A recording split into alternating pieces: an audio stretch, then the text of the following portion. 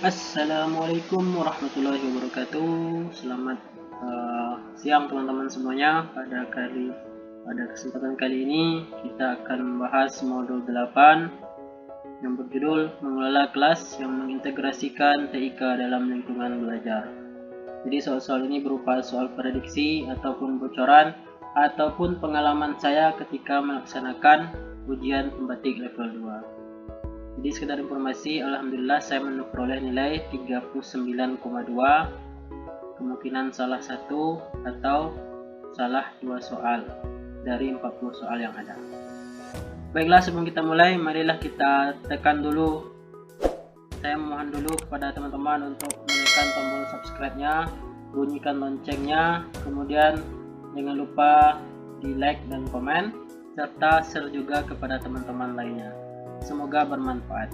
Langsung saja kita mulai. Soal pertama.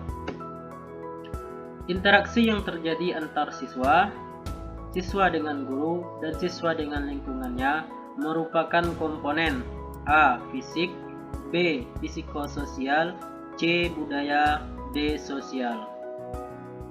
Nah, jadi di sini komponen dari lingkungan belajar ada 2 ya, fisik dan psikososial. Nah, untuk fisik ini komponennya terdiri mungkin peralatan, sarana dan prasarana gitu.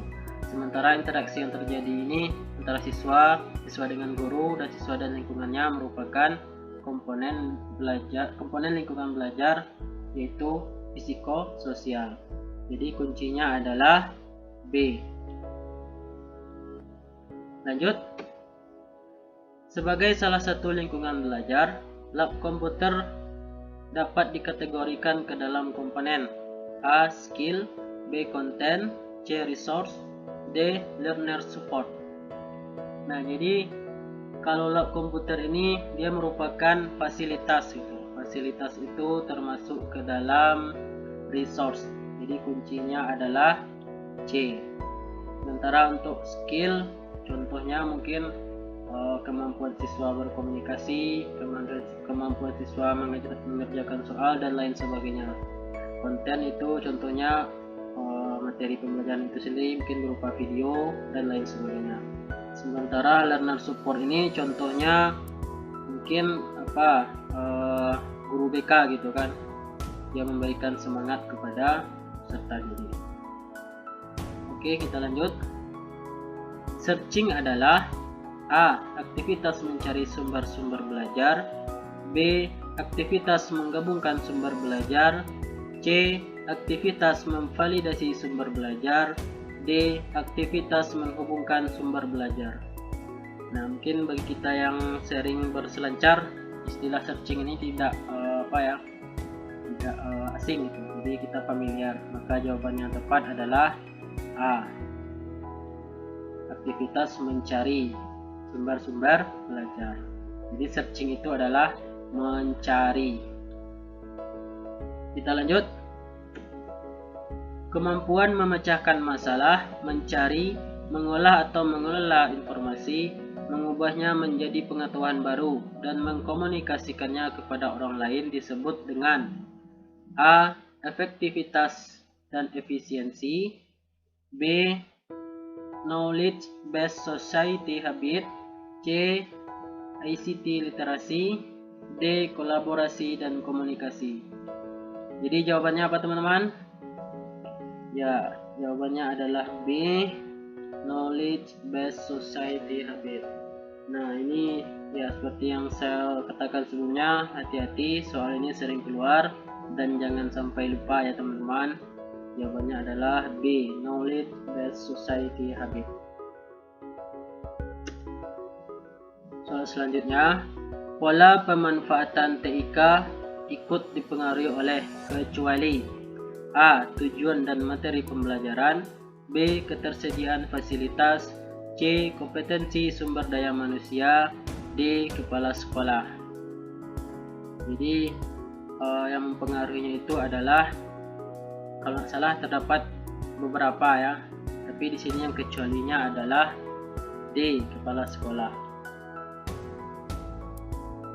Sementara tujuan dan materi pembelajaran ini sangat penting berkaitan dengan TIK, dan juga ketersediaan fasilitas juga mempengaruhi bagaimana mau menerapkan TIK sementara komputernya tidak ada. Nah, kemudian kompetensi sumber daya manusia ini baik dari guru maupun peserta didiknya. Guru juga harus bisa memanfaatkan TIK dan juga peserta didiknya. Guru harus mampu memandu peserta didik dalam memanfaatkan TIK. Jadi kecualinya di sini adalah kepala sekolah. Elemen berikut ini yang bukan merupakan aspek yang dikelola dalam pengelolaan kelas adalah A. Persiapan bahan belajar, B. Pengetahuan ruang belajar, C. Penetapan kemampuan siswa, D. Penyiapan sarana dan alat peraga. Oke teman-teman, di sini yang dikelola dalam pengelolaan kelas, artinya yang bisa dikelola gitu oleh seorang pendidik. Yang jelas A ini harus dikelola oleh pendidik atau guru. Kemudian yang pengaturan ruang belajar juga harus dilakukan. Mungkin mejanya dibuat letter U atau letter L dan lain sebagainya gitu. Nah, sementara yang tidak itu adalah penetapan kemampuan siswa, yang bukan, karena dia sudah terbentuk dengan sendirinya gitu. Kemudian penyiapan sarana dan alat peraga ini juga yang dikelola oleh guru atau pendidik. Lanjut, ketika hendak mengintegrasikan TIK dalam pembelajaran, hal-hal yang harus dipertimbangkan adalah kecuali A. Karakteristik siswa, B. Tujuan pembelajaran, C. Strategi penilaian, dan D. Kebijakan. Nah, di sini ketika kita ingin melaksanakan TIK dalam pembelajaran, maka kita harus mempertimbangkan karakter dari peserta didik tadi. Ini penting ya. Kemudian tujuan pembelajaran kita apa yang akan dicapai, kira-kira bisa nggak dengan menggunakan TIK, maka ini juga harus dipertimbangkan. Kemudian strategi penilaian, misalnya kita ingin menggunakan rumah belajar, fiturnya fitur bank soal, maka ini juga bisa dipertimbangkan. Nah, yang kecualinya adalah kebijakan. Soal selanjutnya, identifikasi tahap awal yang harus dilakukan jika ingin memanfaatkan TIK dalam pembelajaran adalah A. Kemampuan guru, B. Rasio jumlah siswa dan komputer, C. Rasio jumlah guru dan siswa, D. Rasio jumlah guru dan komputer.